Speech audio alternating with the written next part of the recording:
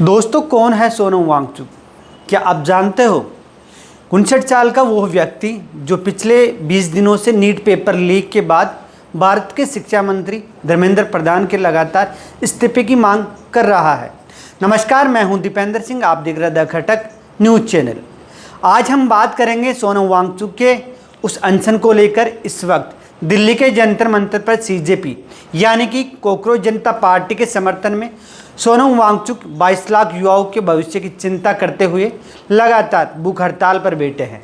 लेकिन हैरान कर देने वाली बात यह है कि इतनी बड़ी हड़ताल के बावजूद मोदी सरकार उनसे किसी भी प्रकार की वार्ता करने को तैयार नहीं है।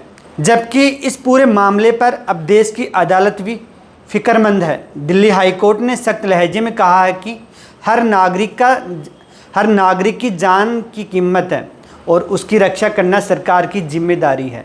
जी हां, सोनम वांगचुक की बिगड़ती सेहत को लेकर दिल्ली हाईकोर्ट ने गहरी चिंता जताई और अदालत ने केंद्र और दिल्ली सरकार को साफ निर्देश दिए हैं कि सोनम वांगचुक की रोजाना मेडिकल जांच कराई जाए और ज़रूरत पड़ने पर उन्हें तुरंत इलाज दिया जाए। कोर्ट में एक याचिका दायर का कहना है कि और उन्होंने मांग भी की है कि उन्हें जबरन खाना फोर्स फंडिंग देने के निर्देश दिए जाए। इस पर केंद्र सरकार की तरफ से सॉलिसिटर जनरल तुषार मेहता ने कोर्ट को भरोसा दिलाया है कि सरकार डॉक्टरों की टीम वांगचुक के स्वास्थ्य पर लगातार नज़र रखे हुए हैं और ज़रूरत पड़ने पर उचित इलाज मुहैया करवाया जाएगा। आपको बता दें कि इस कड़े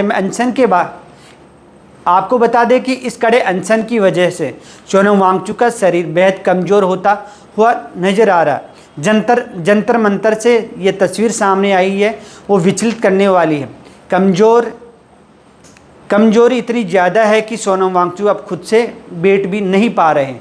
सीजेपी यानी कॉकरोच जनता पार्टी के फाउंडर अभिजीत दीपके और डॉक्टरों ने उन्हें सहारा देकर उनके द्वारा बिठाया जा रहा है।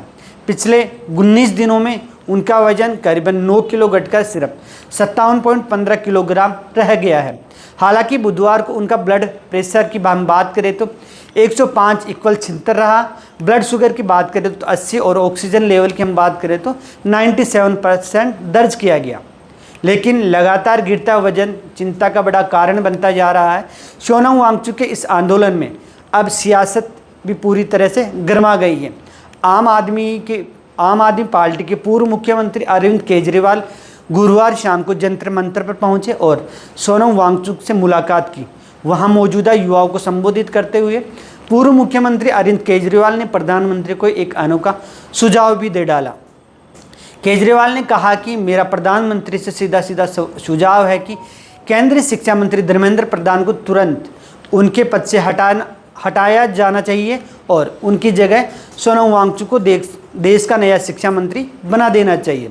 अब आपको बताते हैं कि ये कॉकरोच जनता पार्टी यानी कि सीजेपी क्या है, जिसके साथ मिलकर वांगचुक यह लड़ाई लड़ रहे हैं। दरअसल नीट पेपर लीक के विरोध में यह संगठन 20 जून से जंतर मंतर पर डटा हुआ है। इस पार्टी का गठन तब हुआ जब सुप्रीम कोर्ट के चीफ जस्टिस सूर्यकांत ने बेरोजगार युवाओं की तुलना कथित रूप से कॉकरोच से कर दी। सीजेपी का आरोप है कि देश के लाखों छात्रों के लिए आवाज़ उठाने वाले सोनम वांगचुक को सरकार की तरफ से सिर्फ खामोशी मिली। फाउंडर अभिजीत दीपके ने कहा कि सरकार जवाबदेही से बचती नजर आ रही है। उसका यह रवैया बेहद क्रूर और बेकार बताया जा रहा है। सोनम वांगचुक का विवादों और जेल से पुराना नाता रहा है। इससे पहले लद्दाख को पूर्ण राज्य का दर्जा दिलाने की मांग को लेकर वे पूरे 170 दिन तक जोधपुर के जेल में बंद रहे। करीबन 5.5 महीने के आसपास जेल में बंद रहे। उन पर आरोप लगा था कि अनशन के दौरान 24 सितंबर 2025 को लेह में हिंसा भड़की, जिसमें 4 लोगों की मौत हो गई और 90 लोग घायल हुए थे। सरकार ने हिंसा भड़काने का ठीकरा वांगचुक पर फोड़ा और इसके 2 दिन बाद 26 सितंबर को उन पर राष्ट्रीय सुरक्षा अधिनियम यानी NSA लगाकर उन्हें जेल में भेज दिया गया। वैसे देश में अपनी मांगों को लेकर लंबी भूख हड़ताल पर बैठने का इतिहास काफ़ी पुराना रहा है।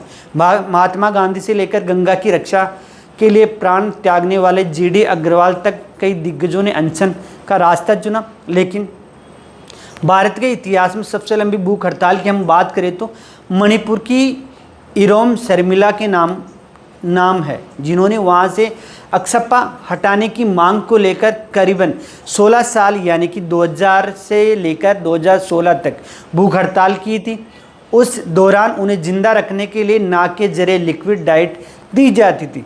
अब देखना यह होगा कि दिल्ली हाईकोर्ट के दखल के बाद क्या केंद्र सरकार झुकती है या नहीं। क्या 22 लाख छात्रों के भविष्य और सोनम वांगचुक की जान की परवाह करते हुए सरकार कोई बातचीत का रास्ता निकालेगी या नहीं। इस खबर पर आपकी क्या राय है, आप कमेंट बॉक्स में कमेंट करके ज़रूर बताइए।